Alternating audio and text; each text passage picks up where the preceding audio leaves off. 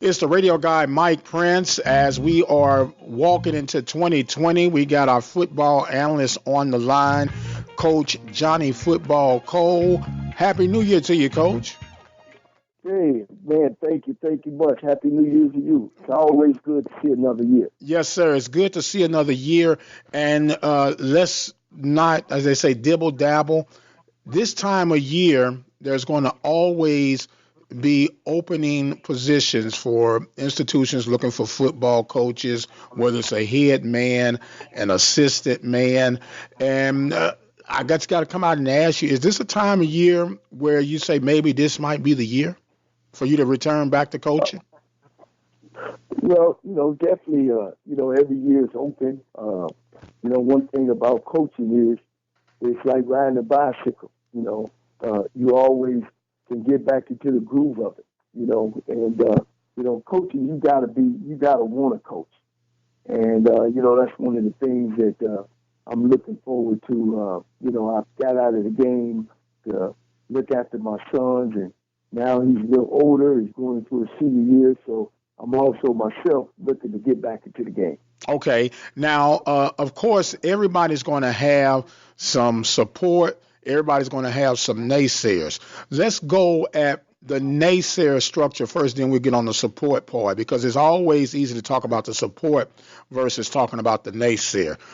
Whether it's true or not, there are things that will follow us that people have a tendency to rather believe than to investigate for themselves. And one of the things that you and I have had opportunity to talk about on air and off air have been that everywhere you've gone, there's been some type of scandal once you left. How do you address that to your naysayers?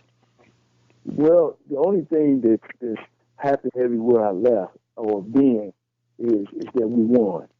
But one thing that people don't want to talk about is the way I win and how I've won and the real story.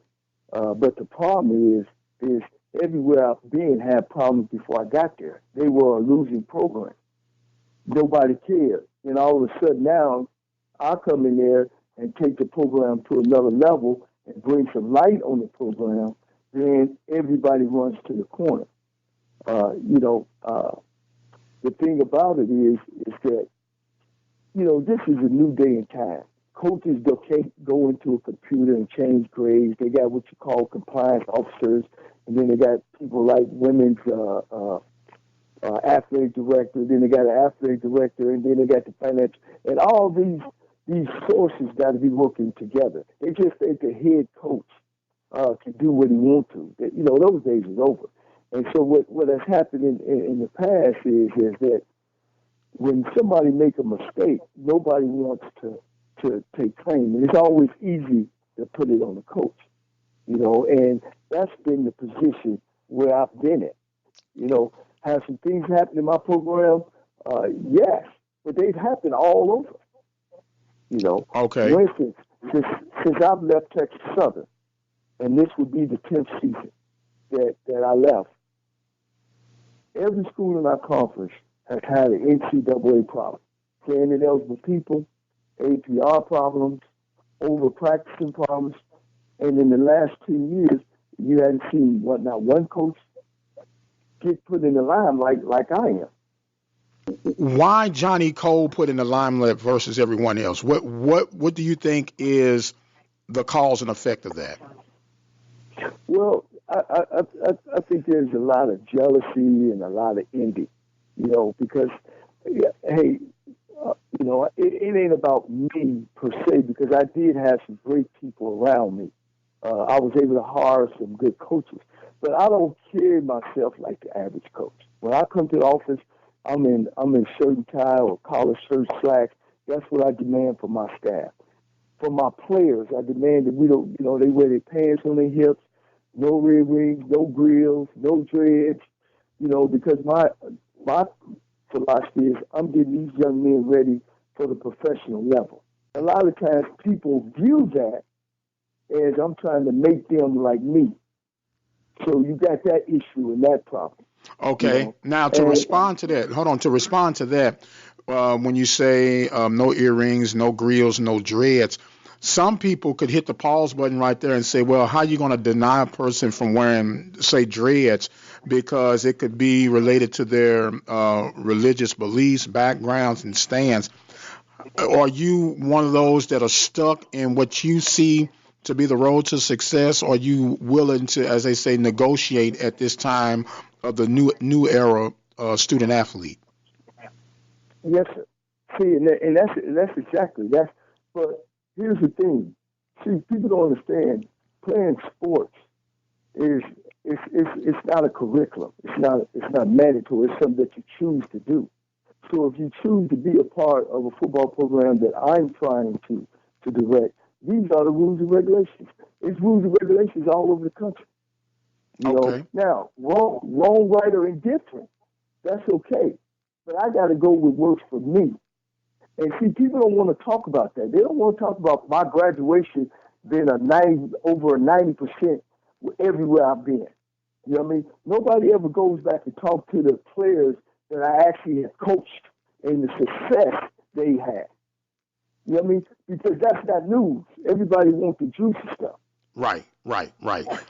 We're talking right now with Johnny Football Cole, and we just happen to be talking about some of the vacancies that are open throughout the country for coaches' positions. Now, if I'm hearing and understanding you correctly, Coach, you're not stating that. I mean, I know you would take a head coaching job, but you feel that you bringing up to the table that you would make a quality assistant coach on someone's program too, correct?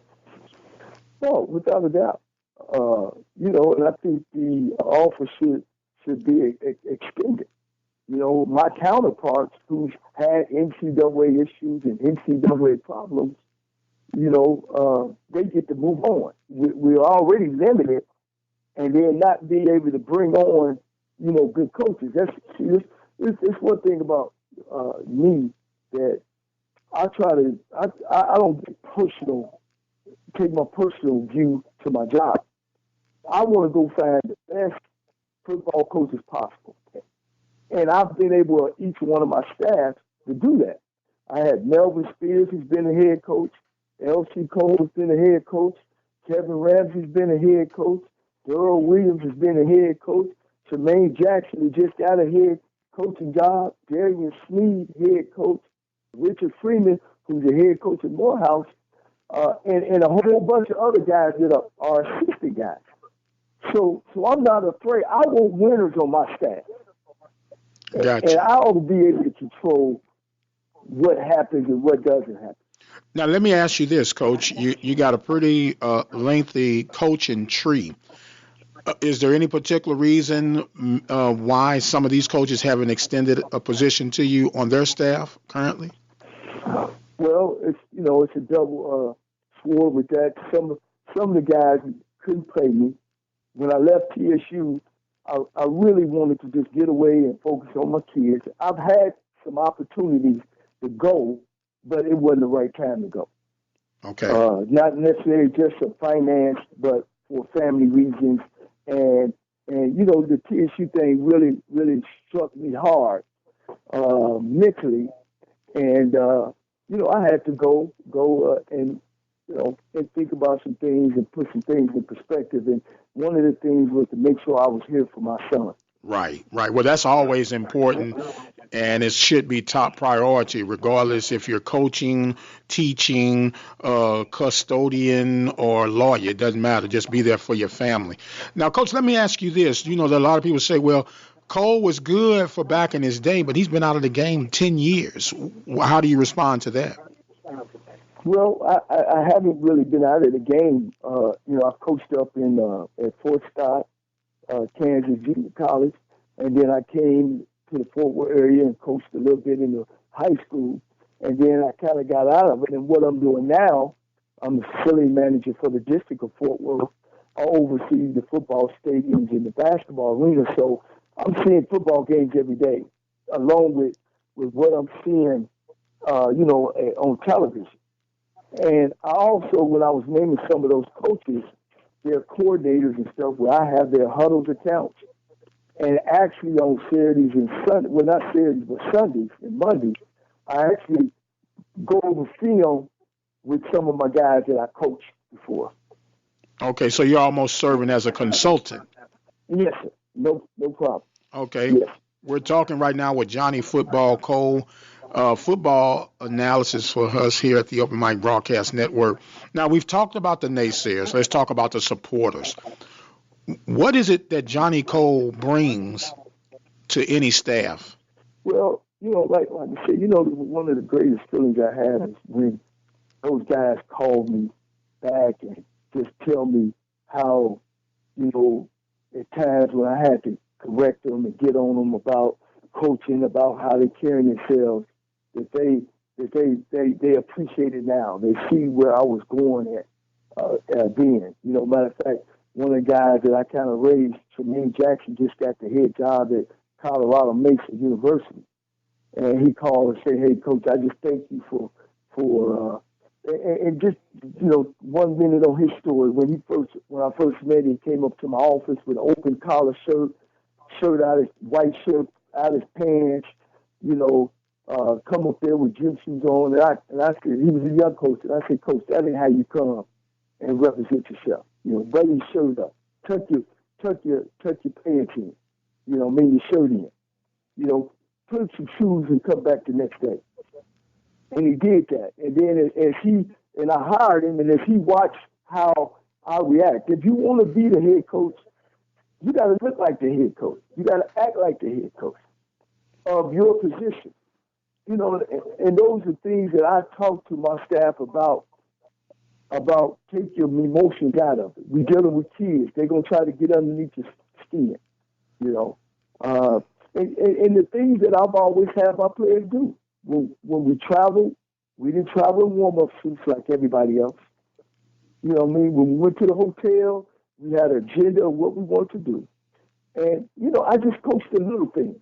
And I think I can add that to anybody's staff.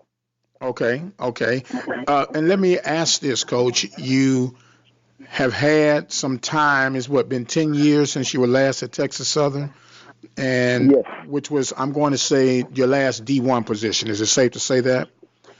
Yes. Okay. Over that 10-year period, because a lot of people only remember, I call it with this selective amnesia. They remember what they want to remember, hear what they want to hear, and see what they want to see. When you look at the man in the mirror in this past 10 years, what is the difference between Johnny Cole then and now? Well, I've learned a lot about myself. And, being the youngest of 9 children and always having a spotlight on you and thinking that everybody around you is for you when you learn that, and it took me this long to learn that everybody around ain't for you.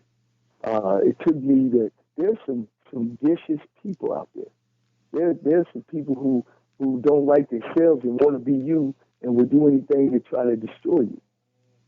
And and that's one of the things that I learned, to how now to keep your circle tighter. I was always somebody that, somebody need, I was there. You know what I'm saying? If somebody won't, hey, I try to make sure they have it. And if you talk with anybody that knows Johnny Cole, they know that's how I am and who I am. But I'm I'm more settled now. I'm more focused on the job at hand. I don't need the fanfare, because that's, it's a lot of imposters in that group as well. I carried a lot of people, Mike. I carried a lot of people, and when you're winning, everybody want to hang on you. That was some of the things that I learned, that all that is just false, and that you got to keep yourself out of that light. Okay. We're talking with Johnny Football Cole. And Coach, I am going to give you an opportunity right now. We're fortunate that people do listen to this show for whatever reason. I'm going to give you an opportunity to give your, as they say, your elevator pitch on why Johnny Cole is the right guy. Well, number one, I'm a winner. Number two, I'm gonna do the little things and make it right.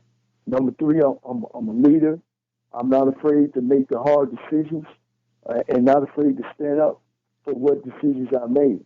And any decision I do make is for the betterment of the whole program.